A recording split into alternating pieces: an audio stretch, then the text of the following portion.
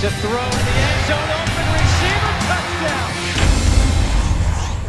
Week 6 of college football is already here, and it's the first time this season that the Big 12 will have a full slate of conference games. Kristen Keith joined by the Big 12 insider himself, Wendell Barnhouse.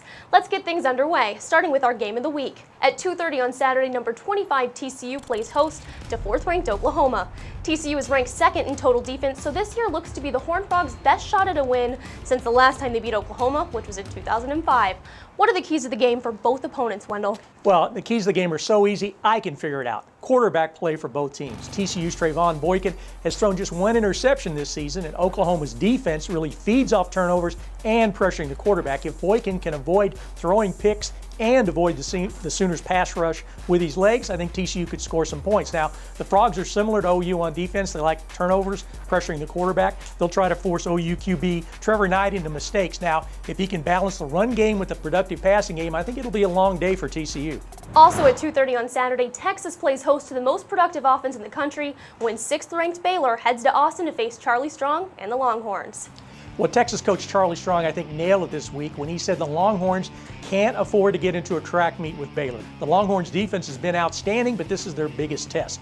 This is a lot like last week's Baylor game at Iowa State in that I don't know if UT can keep the score low enough and have their offense stay in the game to beat Baylor.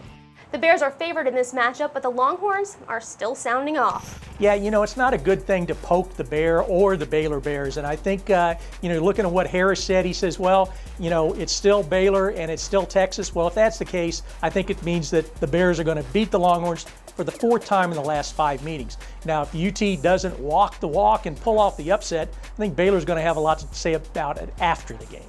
Let's take a look at that full slate of games for Week 6. Well, we start off with Texas Tech at Kansas State. Texas Tech committed 16 penalties in the loss on Oklahoma State last week. Kansas State has committed 19 penalties all season. The Wildcats have won 3 in a row in this series, scoring 16 touchdowns with no turnovers.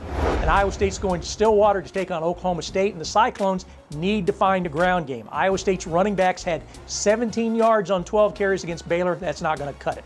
Look for Cowboys quarterback Dax Garman to test that Iowa State young secondary with deep throws. And Kansas heads to Morgantown with interim coach Clint Bowen in charge, and we'll see if the coaching change helps spark the Jayhawks offense. Now, West Virginia had a week off to prepare for this game, and after losing at KU 31-19 last season, the Mountaineers are going to be in the mood for some revenge.